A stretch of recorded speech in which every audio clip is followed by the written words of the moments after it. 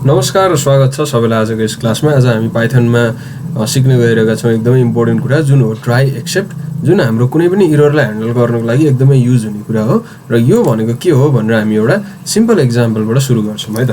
So जस्तै मैले एउटा लेखेँ x = 9 भनेर लेखेँ, अनि त्यसपछि मैले प्रिन्ट गरेँ x। सो सिम्पल यसले के देखाउँछ भने हाम्रो 9 लाई प्रिन्ट गरेर देखाउँछ। हेरौँ एकचोटि हेरिहालौँ रन गरेर। मैले यहाँ थिचेर रन गरेँ है। सो रन गर्दाखेरि 9 देखाउँछ। यो त एकदमै सिम्पल कुरा हो जुन हामीले पहिला पनि सिकिसकेका छौँ है। अब मैले भन्न खोजेको चाहिँ के हो भने म एउटा अर्को कुरा पनि प्रिन्ट गर्छु है त। सो मैले के प्रिन्ट गरेँ भने हेलो वर्ल्ड भनेर पनि मैले प्रिन्ट गरेँ। ओके ठिक छ, हेलो वर्ल्ड प्रिन्ट गऱ्यो भने के आउँछ हेरौँ त। अब हेलो वर्ल्ड प्रिन्ट गऱ्यो भने सिम्पल 9 र हेलो वर्ल्ड आउँछ। सो यस्तो सिम्पल कुरा मैले किन सिकाइरहेको छु त? मैले किन सिकाइरहेको छु भने यसबाट मैले इररको बारेमा सिकाउँछु है त। सो कसरी सिकाउँछु भने जस्तै बाइचान्स के भइदिएछ भने यहाँ मैले x को भ्यालु 9 लेखेको थिएँ, झुकेर मैले y को भ्यालु 9 राखिदिएँ। अब y को भ्यालु 9 राखिदिइसकेपछि अब के हुन्छ प्रिन्ट गर्दाखेरि हेरौँ है त। सो अब मैले प्रिन्ट गर्दाखेरि त इरर देखायो है। अब वास्तवमा यहाँ के भएको छ भने इरर यहाँ मात्रै आएको छ, किनभने x भन्ने कुरा हामीसँग छैन। तर हेलो वर्ल्ड भन्ने कुरा प्रिन्ट यसमा त इरर छैन। 4 लाइनमा यो नम्बर 3rd लाइनमा मात्रै इरर छ। सो इरर भइसकेपछि के हुन्छ भने त्योभन्दा तलको कुनै पनि कुरा चल्दैन के पाइथनमा। त्यस्तो रमाइलो हुन्छ। कुनै एक ठाउँमा बिगार्यो भने त्योभन्दा तलको के पनि हेर्दै हेर्दैन। जस्तै यो कुनै टिचरहरू त्यस्तै हुन्छन् नि, एउटा एन्सर बिगार्यो भने त्यसपछिको चेकै नगर्ने, त्यसलाई नसुधारेसम्म चेक नै नगर्ने खालको टिचरहरू हुन्छन् नि स्कुलमा। त्यस्तै के पाइथन भने पनि एउटा ठाउँमा बिग्रियो त त्यो बिग्रेकोलाई नसुधारेसम्म उसले तल जाँदैन।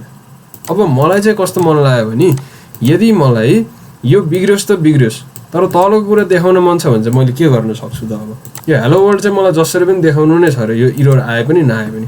सो त्यसको लागि चाहिँ मैले के गर्छु भने ट्राई एक्सेप्ट भन्ने कुरा मैले युज गर्छु है त। सो मैले यहाँ के लेख्छु भने ट्राई भनेर लेख्छु। ट्राई पछि यहाँ यो डबल कोलन हामीले दिनुपर्छ, डबल डट दिनुपर्छ। अनि ट्राई मैले प्रिन्ट एक्स भनेर लेख्छु। त्यसपछि यहाँ मैले इन्डेन्टेसन दिनुपर्छ। इन्डेन्टेसन भनेको चाहिँ स्पेस हो है, हामीले 4 लाइन दिने गर्छौँ। अनि त्यसपछि मैले के लेख्छु एक्सेप्ट भनेर लेख्छु। सो एक्सेप्ट भनेर लेखिसकेपछि मैले यहाँ इन्डेन्टेसन दिनुपर्छ। ल अब यो मैले के गरेँ होला त, ध्यान दिएर हेर्नुहोस् है त। ट्राईभित्र जे हुन्छ त्यो चाहिँ हामीले टेस्टको लागि पठाएको, यो इरर छ कि छैन भनेर। यदि इरर छ भने यसले के गर्छ भने इरर हामीलाई देखाउँछ होइन। अनि त्यसपछि एकछिन यसलाई यो हेलो वर्ल्डलाई चाहिँ यसमा राख्ने होइन, हेलो वर्ल्डलाई मैले तल राख्छु है। एक्सेप्टमा चाहिँ हामीले अर्कै कुरा राख्नुपर्छ, त्यो हो प्रिन्ट इरर अकर्ड भनेर है। त्यहाँ मेरो अलिकति मिस्टेक भएछ। सो अब म बुझाउँछु है त। सो ट्राई र एक्सेप्ट भनेको के हो म फेरि फर्स्टदेखि भन्छु। ट्राई भनेको चाहिँ कस्तो हो भने कुनै पनि चिज हामीले इरर हामीलाई शङ्का लाग्छ कि त्यसमा इरर छ भने त्यसलाई हामीले ट्राईमा राख्छौँ है। अब यदि इरर आयो भने यसले के गर्छ भने यो एक्सेप्टमा जान्छ। एक्सेप्टमा जे भनेको छ त्यही कुरालाई प्रिन्ट गर्छ।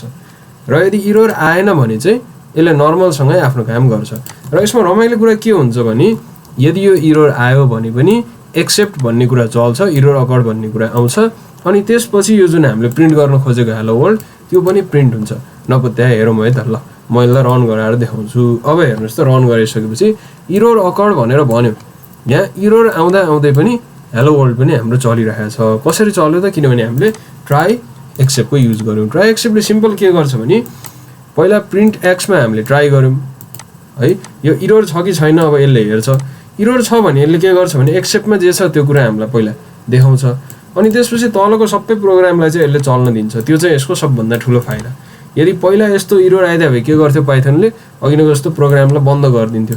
अब चाहिँ हाम्रो प्रोग्रामको अरू कुरा चलिरहेछ है त। सो यो चाहिँ हाम्रो ट्राई एक्सेप्टको एउटा फाइदा हो। अब यसपछि हामी यसमा एल्स भनेको के हो भनेर बुझ्छौँ है त। सो त्यसको लागि चाहिँ मैले यसलाई एक्समै चेन्ज गरिदिएँ है। सो यसै गरी म एउटा नयाँ बनाउँछु, ट्राई भनेर लेख्छु म होइन। ट्राई लेखिसकेपछि मैले एउटा प्रिन्ट भनेर लेख्छु, प्रिन्ट वाइ भनेर लेखौँ न त है। अनि त्यसपछि मैले एउटा एक्सेप्ट भनेर लेख्छु। एक्सेप्ट भनिसकेपछि चाहिँ मैले के गर्छु भने एक्सेप्टमा चाहिँ हामीले के गर्छौँ भने इरर आएपछि के चाहिँ प्रिन्ट गर्न मन छ त त्यो लेख्छौँ हामीले। त्यसैले जेनरली हामीले यसमा चाहिँ इरर अकर्ड भनेर लेख्छौँ है। अनि यो एक्सेप्टको बारेमा चाहिँ पछि हामी डिटेलमा पनि हेर्छौँ यो टाइप्स अफ इरर कस्तो हुन्छ भनेर। अहिले सिम्पल मैले इरर अकर्ड भनेर मात्रै लेखेँ है। अब यो एल्स भने चाहिँ के होला त? यसमा म एउटा कुरा लेखेर हेर्छु है त। सो एल्स भने चाहिँ वास्तवमा के हो भने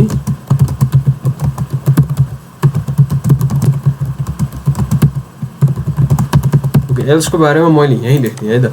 एल्स भने चाहिँ यस्तो कुरा हो जुन चाहिँ त्यतिखेर मात्र प्रिन्ट हुन्छ जब यो ट्राईभित्र इरोर आउँदैन। म फेरि भन्छु, एल्स भन्ने कुरा त्यतिखेर मात्र प्रिन्ट हुन्छ जब चाहिँ यो ट्राईभित्र इरोर आउँदैन है। यदि ट्राईभित्र इरोर आयो भने चाहिँ एक्सेप्टमा भएको कुरा प्रिन्ट हुन्छ, यदि ट्राईभित्र इरोर आएन भने चाहिँ एल्समा भएको कुरा प्रिन्ट हुन्छ है त। भनेपछि यो दुईटामा एउटा मात्र प्रिन्ट हुन सक्छ। ओके, अहिलेको लागि हाम्रो इरोर छ। सो इरोर छ भने हाम्रो के प्रिन्ट हुनुपर्छ, एक्सेप्टमा भएको कुरा चाहिँ प्रिन्ट हुनुपर्छ। सो मैले यहाँ प्रिन्ट गरेर देखाइदिन्छु हजुरहरूलाई। ल हेर्नुहोस् त, यो माथिको लागि एकछिन कमेन्ट आउट नै गरिदिउँ, माथिको लागि अलिकति डिस्टर्ब गरिदियो क्या हामीलाई है।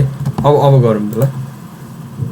सो अब हामीले हेर्न सक्छौँ, यसले पहिला ट्राईमा गएर प्रिन्ट वाइलाई हेऱ्यो, प्रिन्ट वाइलाई हेरिसकेपछि यसले के गर्यो, ए यहाँ त इरोर रहेछ भनेर इरोर देख्यो।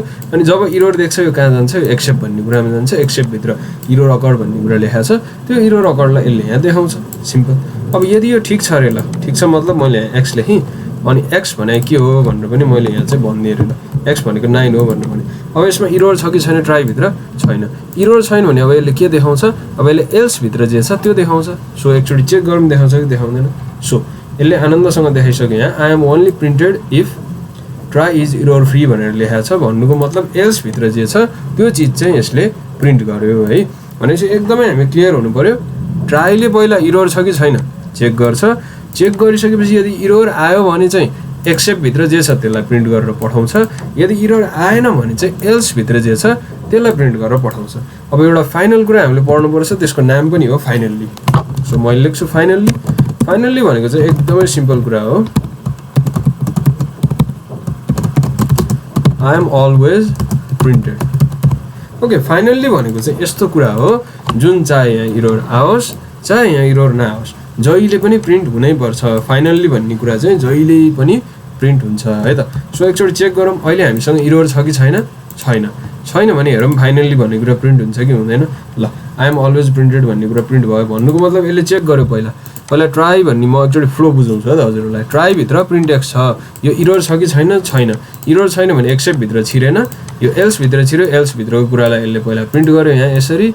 अनि त्यसपछि फेरि फाइनल्ली भन्ने कुरामा यो छिर्यो र फाइनल्लीलाई जहिले पनि प्रिन्ट गर्नुपर्छ, त्यसैले यसले त्यसलाई प्रिन्ट गर्यो है। प्रिन्ट गरिसकेपछि अब म एकचोटि यसलाई इरोर बनाइदिन्छु है त। मैले वाइ राखेँ, वाइ भन्ने त हामीसँग कुनै पनि कुरा छैन, त्यसैले यो त इरोर आउँछ। सो इरोर आउँछ भने चाहिँ म यसलाई रन गरेर देखाउँछु। रन गरिसकेपछि हामीले यहाँ हेर्न सक्छौँ। अब म एकचोटि फ्लो बुझाउँछु।